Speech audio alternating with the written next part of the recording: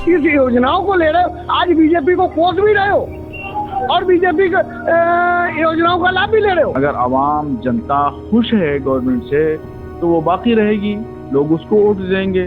मीठा मीठा गप गप कड़वा कड़वा तो यानी वो कहीं अगर हिंदुत्व की बात कर रहे तो वो गलत हो गए, और वो जो योजना चला रहे हैं उसका लाभ सबसे पहले लेने को खड़े हो। कोई न कोई परशुराम फिर फरसा लेकर खड़ा होगा, जैसे छत्र विहीन किया वैसे मुस्लिम विहीन भी करने के में देर नहीं लगी। और अगर आवाम जनता नाराज है, नाखुश है, उसके काम गवर्नमेंट नहीं किए हैं तो आवाम जो है वो उसको बेदखल कर देगी। बिजनौर में सपा संविधान मान दिवस मना रही थी कि इस बीच पूर्व मंत्री और अमरोहा से विधायक विवादित बयान दे दिया है जो अब तूल पकड़ता जा रहा है, जिसको लेकर बरेली के कई संभ्रांत लोग हमारे साथ मौजूद हैं। उनसे जानेंगे उनकी इस पर क्या प्रतिक्रिया है। बात उठी मुगलों से लेकर वर्तमान के मुख्यमंत्री तक, और ये कहा गया कि जब मुगलों का शासन नहीं रहा तो वर्तमान सरकार भी नहीं रहने वाली है और 27 में ये रुखसत होकर जाएगी। इस पर जो तमाम बातें जो चल रही हैं एक दूसरे को बांटने की, अलगाव करने की, उन पर बरेली की जनता इस पर क्या राय देती है, आइए जानते हैं। तो महबूब आलम जी हमें ये बताएंगे मुसलमानों का हक है या नहीं है।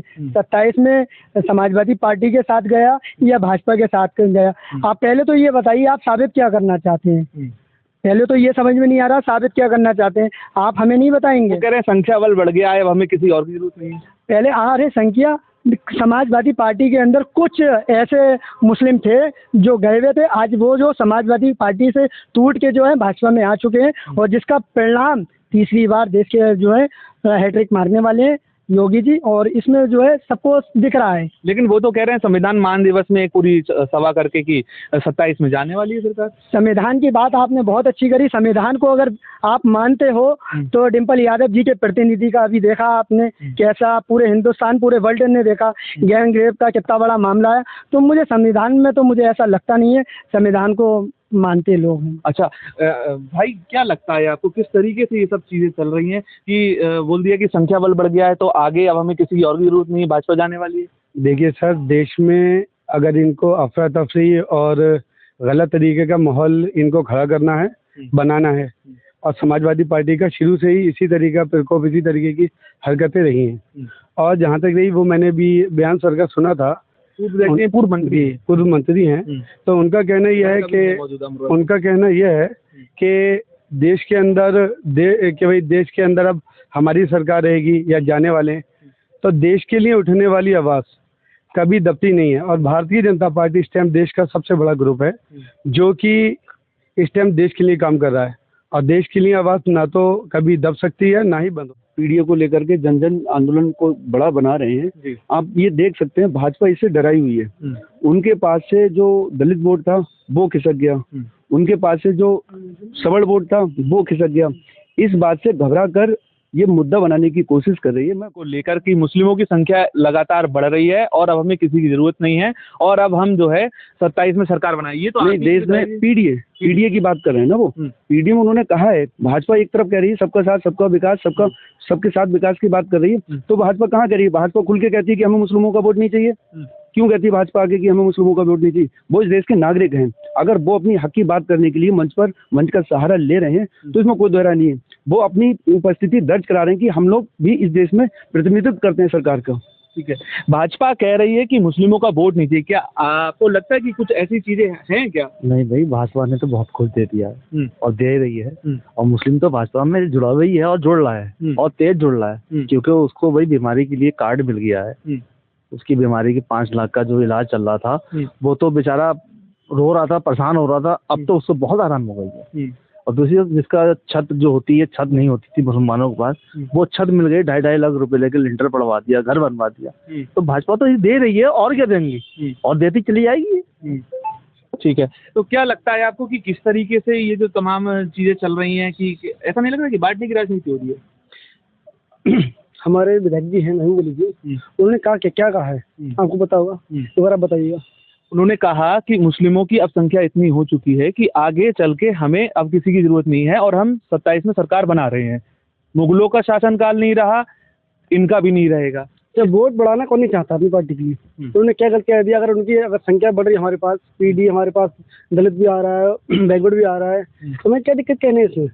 भाई इनका भी वोट बढ़ा है, वो भी गाँव घर जा रहे हैं, वोट बढ़ा रहे हैं। और अभी भाई साहब कह रहे थे मुस्लिमों के लिए, तो अभी कुंदरकी में उपचुनाव हो रहा है, उसमें से मुस्लिम लोगों को टारगेट किया जा रहा है, उन्हें बीएल पद से उठाया जा रहा है, ये आदमी को टारगेट किया जा रहा है। अगर ये पार्टी मुसलमानों को अपने साथ ले जाना चाहती है तो जरा इनसे पूछिएगा क्यों बीएल उठा गया, क्योंकि भाजपा में भी है ना।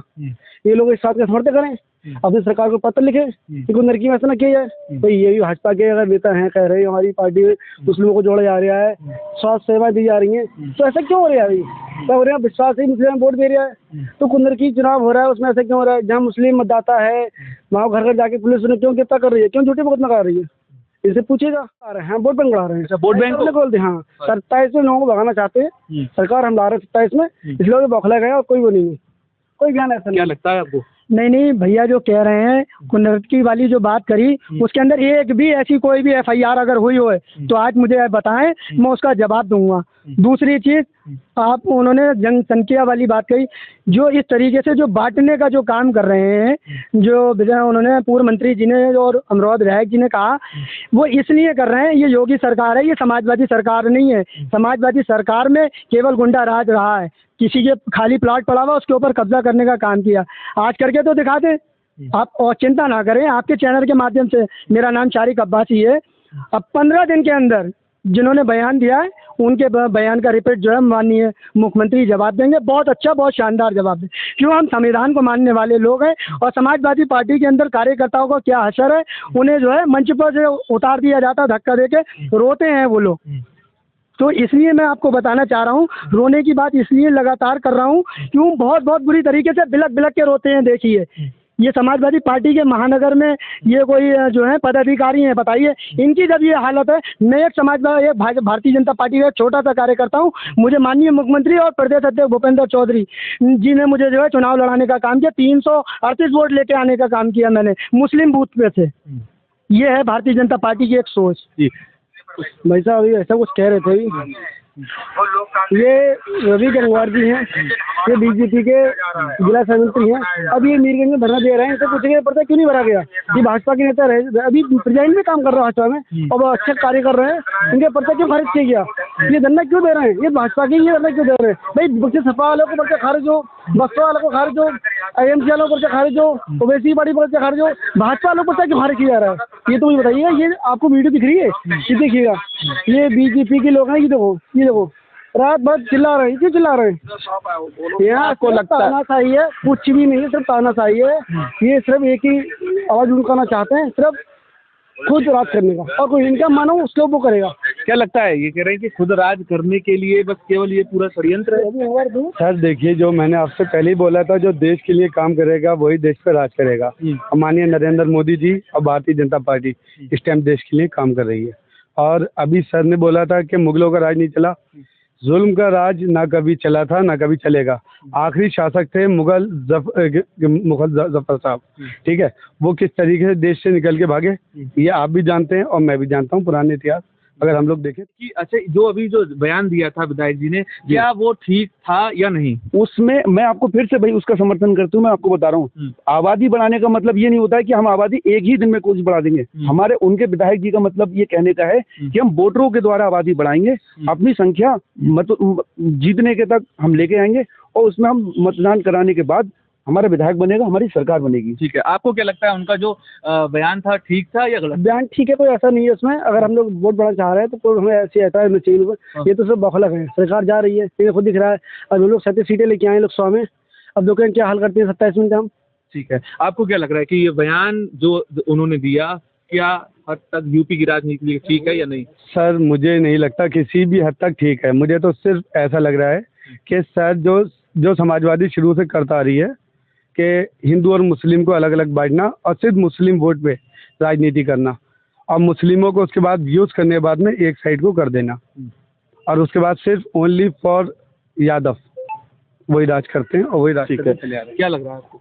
मैंने आपको क्या बताया, समाजवादी पार्टी, ये जो मुसलमान जो समाजवादी पार्टी के अंदर हैं, वो अगर अभी भी नहीं समझे तो कब समझोगे? भारतीय जनता पार्टी एक लोकप्रिय पार्टी है। जिस तरह से देश के प्रधानमंत्री और लोकप्रिय हमारे देश के मुख्यमंत्री जिस तरह से प्रदेश को आगे बढ़ाने का काम कर रहे हैं, जो माफिया जो राज चलता था एक गवर्नमेंट समाजवादी पार्टी के अंदर, जो लोग कहते थे लोगों के साथ, बच्चों के साथ, हमारी माताओं बहनों के साथ गैंगरेप हो जाते हैं, तो लोग बड़े बड़े लोग कहते थे ये तो बच्चों से गलती हो जाती थी। ये मोदी जी को हटाने के चक्कर में पूरा देश लग गया, उसके बावजूद भी एक शेर को नहीं हिला पाए। वो शेर है, वो शेर रहेगा हमेशा। तो भाजपा ही है और बनेगी और बन के रहेगी। बन के रहेगी जी, इसमें कोई मतलब गुरेज नहीं, कोई गुरेज नहीं। मतलब मुस्लिम समाज बटने वाला नहीं। अरे मुस्लिम समाज तो और ज्यादा आएगा अभी, क्योंकि उसको बहुत बेचारे को बहुत ज्यादा परेशान हो गया था। उसको तो लिंटर तक नहीं मिला, अब लिंटर मिला सर पे उसे 2.5 लाख रुपए का लिंटर मिला। भाई घर में सो रहा है, टीन में सो रहा है, गर्मी में सो रहा है, बच्चे मर रहे हैं, अब बच्चे साफ सुथरे पे लेट रहे हैं आराम से। अब मोदी जी हो जी जानना चाहेंगे जो जिस तरीके से महबूब अली विधायक है और पूर्व मंत्री भी है, सपा सरकार में रहे हैं, उन्होंने एक बयान दिया है कि मुसलमानों की आबादी बहुत बढ़ गई है और हमें किसी और की जरूरत नहीं है। तो क्या देखते हैं आप इस बयान? इंडिया 30%, 70% हिंदू बहुल क्षेत्र है। कितने वो कट्टर बन जाए, जिस दिन हमारा बाबा परशुराम जैसा कोई खड़ा हो गया ना, तो छत्री विहीन कर डाली थी पृथ्वी।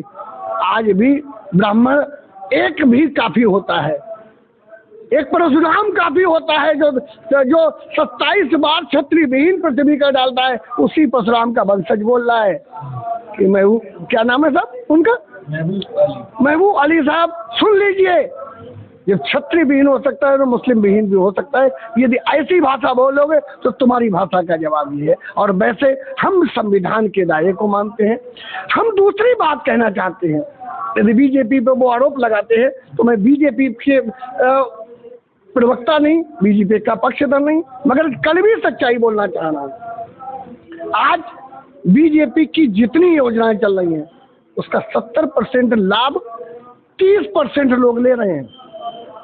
70% लोगों को सिर्फ 30% लाभ मिल रहा है, चाहे वो प्रधानमंत्री आवास योजना हो, आयुष्मान की योजना हो। आप जितने अस्पतालों में जाइए, जितना लाभ आज मुसलमान उठा रहा है, राशन वितरण में जाइए, सबसे ज्यादा लाइन इनकी मिलेगी। तो जब आप सबसे ज्यादा लाभ इस योजनाओं को ले रहे हो, आज बीजेपी को कोस भी रहे हो और बीजेपी योजनाओं का लाभ भी ले रहे हो।